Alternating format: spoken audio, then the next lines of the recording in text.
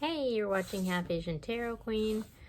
I haven't actually been doing that many readings lately. I actually did one that never even got posted, but um, I am feeling it, so I'm doing one. I'm doing this new deck to get some overall energies. I've been watching this channel lately, and it's called JDS Tarot, and I'll link it up here if it lets me, but yeah, I'm like, I love it. It's like, I don't know why I'm so hooked on that one right now, but um, he sings and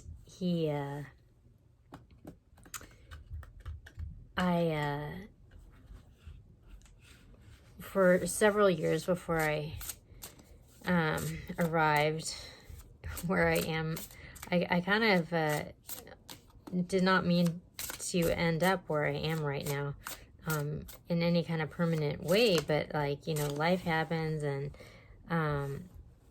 it's been pretty wild. But for several years before this moment in time, I lived with this a really good friend of mine, and a gay man, and I like miss all the sort of like blunt advice, like especially when it comes to like relationships and dating, from my two gay husbands, we'll just say, him and his friend, who were always kind of giving me advice.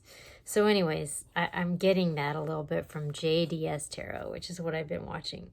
Okay, so at the bottom of the deck, I got the Three of Cups.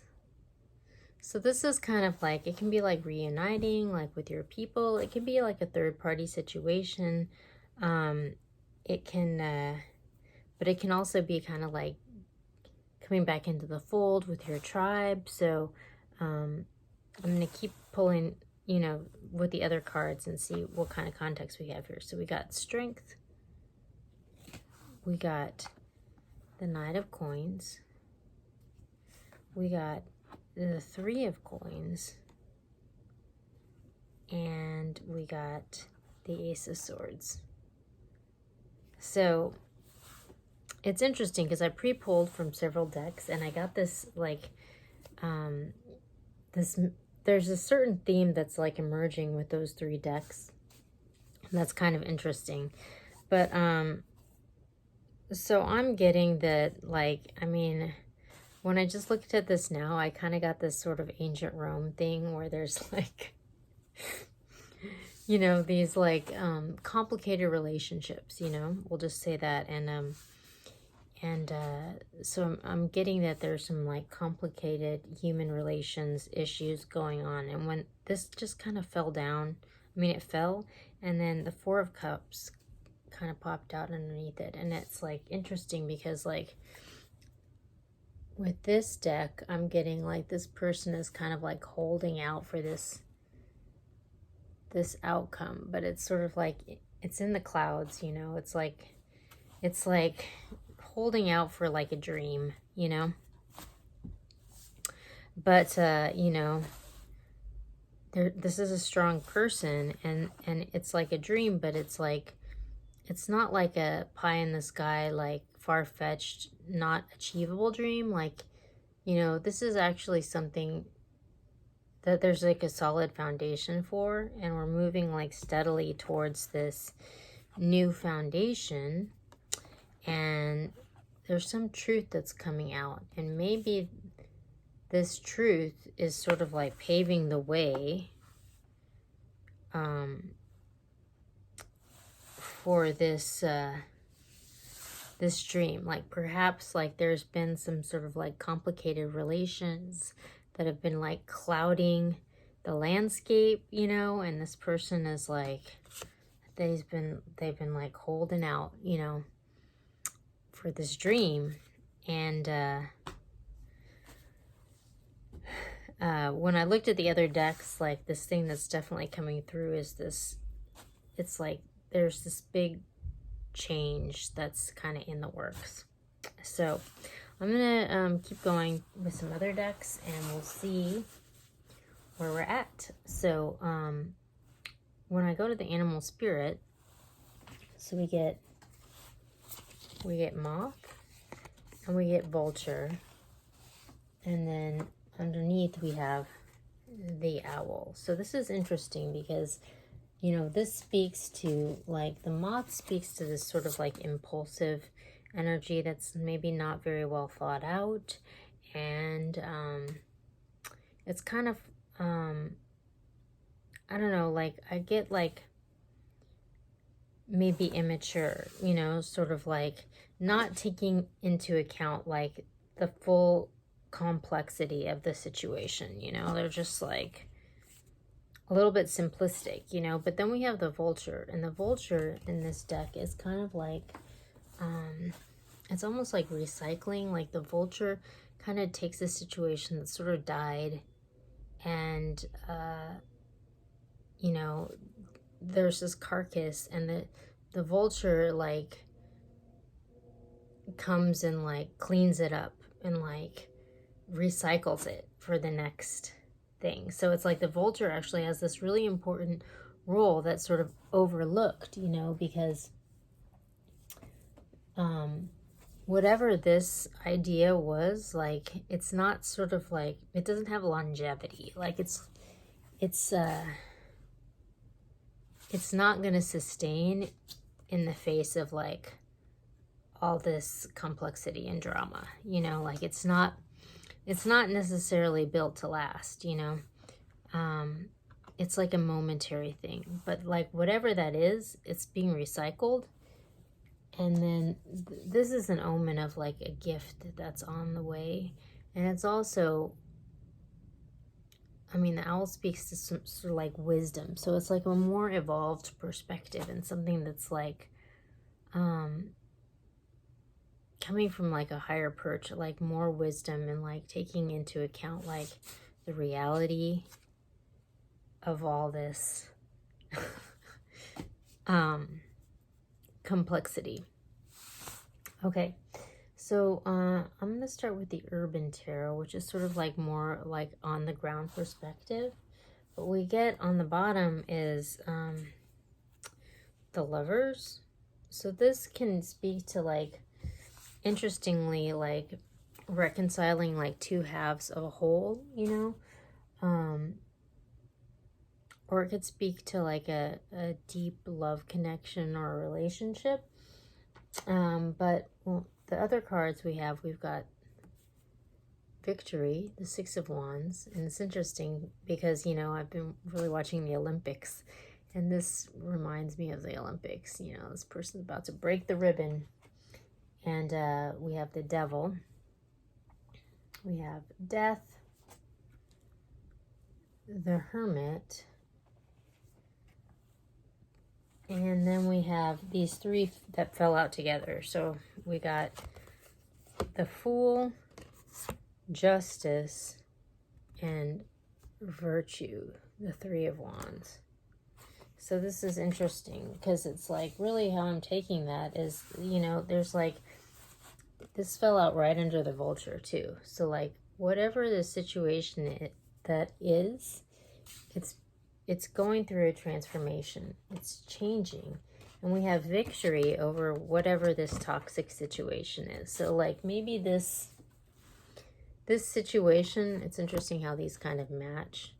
It's like it wasn't fully thought through. It was like, it was kind of based on impulse, but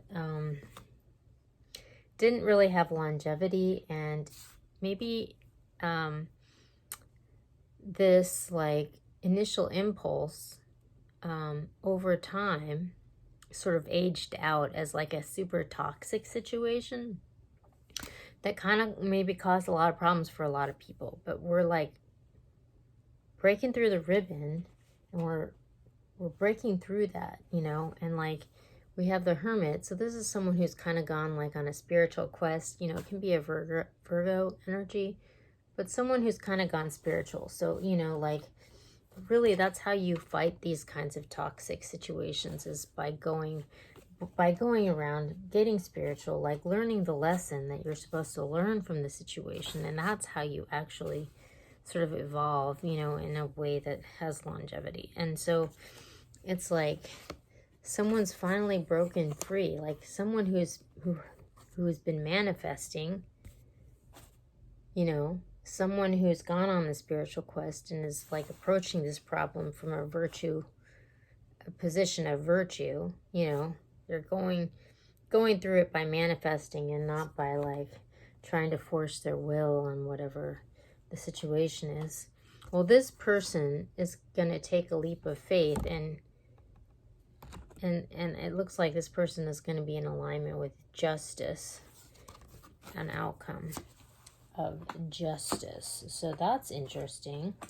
And then when I kind of like go up to like a more spiritual perspective, from the Mystical Shaman Oracle, also at the bottom of the deck here I get this circle, you know, so this is a card of community, and it can be like your physical community and people around you, but also speaks to like your spiritual community and like your ancestors.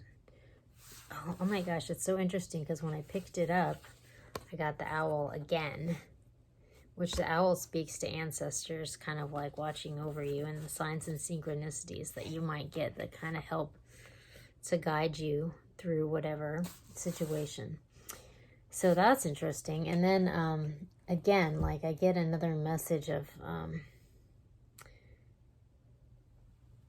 sort of a shift. So we have the eagle, we have the middle world, we have flow, and we have the sun. So in this case, so the eagle, this is a card of sort of like rising above circumstance. Someone who's kind of like rising above the fray. So maybe this person who's been on this spiritual quest is kind of rising above whatever this toxicity might be that has evolved. And you know, this person is seeing the situation clearly and from like a higher perspective, you know, and there's like this moment of truth, this moment of alignment, because it's like, so these birds, like they kind of represent the truth. And this is, middle world represents like three-dimensional reality that we're experiencing. And like, you know, it's like the heavens and the earth come into this sort of alignment. And then there's this like moment, it's almost like this moment of truth is what I'm getting from this card right now. And so it's interesting because right above this hermit, I got this card of flow, which is someone who's totally in alignment, you know, their truth is in alignment with the situation, and their moment to like manifest, like this person's manifesting, you know, they have the power. It's here, you know, like this is their moment, and they're being led, you know, possibly by their ancestors or by their community. But, you know, people have been watching this situation unfold, and there's this sort of like moment of truth that's happening right now. And it's interesting because then we have the sun. So this is a card of sort of like showing up. It's not a moment to shy away. It's a moment to like stand in your truth, stand up and be counted, and just like show up. So wow, it's really interesting. But it does look like a you know, like a classic tale of good conquering evil, you know. And maybe this toxic situation that was maybe like born out of immaturity or just lack of wisdom, being kind of, I don't know if I would want to say thwarted, but maybe its era has it's reached its pinnacle, and it's like time to move on, you know. So yeah, this made me think of a reading from a long time ago, and I think it's called Ding Dong, the Witch is Dead. So like maybe I'll link that here because maybe it'll be relevant. But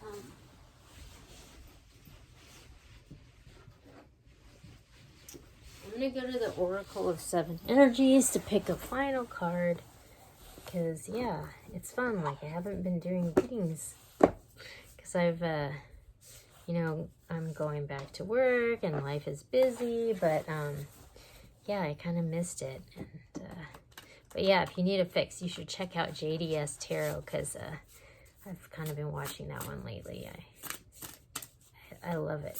My mom, who has dementia, like, whenever he always sings, like, and he always starts the readings with, like, you can ring my bell, ring my bell. And then he's like, ring-a-ling-a-ling. And every time he does that, like, I'll listen to it in the car with my mom, who has dementia, and she always starts giggling whenever he does that. Without fail. It's pretty cute. So anyways, you should check it out.